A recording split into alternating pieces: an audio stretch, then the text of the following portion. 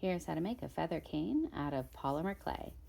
We're making a deep galaxy feather cane here, so the first thing we're going to do is get some colors that match, and we're going to be making these tubes. And that's going to make sense in a second. So I'm getting some different colors and I'm rolling out some thin sheets of blue and then wrapping different colors inside of it, like making snakes and then wrapping it. Because in the feather cane, do you see how in each section there's these little dots? Each one of the snakes I'm making is one of the dots that you see in the actual feather cane. So depending on what colors you want, that's going to determine how you make your snakes and your little tubes that you're making.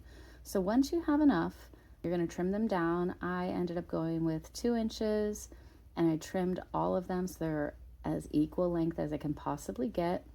And I'm placing them in like a gradient. So I have the light blue in the middle, it goes out to the darker blue and then to the different colors of purple. And once I have them all, I'm going to squish them together and give it a good old squeeze. And I'm going to roll it out and then cut it in half to give myself 2 sections.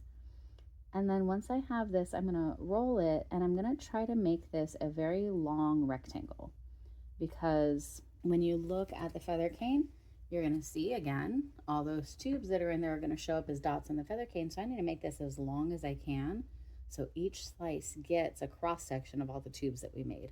So I'm rolling this out, not super thin, but thin enough that it's going to give me some good sections.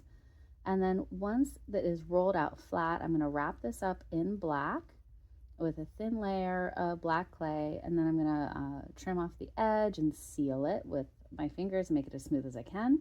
And then I'm going to mark about 1 inch so I can get inch-long sections of each of these parts that are going to be in the feather cane. And once I get those marked off, I'm going to slice where I marked, and there it is. You see all those tubes that are in there, and it's just so pretty. I'm like so obsessed with the way this turned out. I think this was definitely a good technique that gave me a really cool result. So I'm slicing these all up, and then once they're done getting sliced, sorry about the camera, that's going to stop in a second. I'm going to make a staircase. So each one of these sections is going to be like a like part of a staircase. So you're going to kind of offset them a little bit as even as you can and make it as big as you want. I ended up making it too big and then I had to slice them off later. And then you're going to kind of use your hand and kind of make it into like a half moon type of thing. And then you're going to start on the bottom and seal the bottom edges. So you're just going to pull that clay and try to make it seamless as best as you can. Just take your time with it. I found that just my thumb was plenty. I did not need any special tool for this part. And then once you're happy with that, make sure the shape looks pretty good. And then you're going to do the same thing on the top. So you're just going to rub your thumb along the top edge there, or your finger, whatever appendage you like. You're going to just smooth out the top and again, make it as seamless as you can. Once you're happy with it, you're going to go ahead and you're going to lay it flat and you're going to slice it in half, because this is going to be the 2 halves of your feather. If it's too soft, you can feel free to put it in the freezer. I put it in the freezer, then I forgot that it was in the freezer, then I took it out of the freezer, and then forgot that I took it out of the freezer, and it was just clay again. So that didn't do me any good, but you do you. So we're going to line these up a little bit, and then we're going to get like that inside part of the feather. We're going to get some orange, wrap some black around it, and then tuck it in there like a little baby. And then I'm going to take my time and I'm just going to squeeze and stretch. And it's a process. Take your time with it. It's going to feel like nothing's happening at first, but just trust the process. You're going to squeeze and stretch. And as you go, it's going to look really weird. But then when you get to about this section, now you can really start pulling and elongating the feather.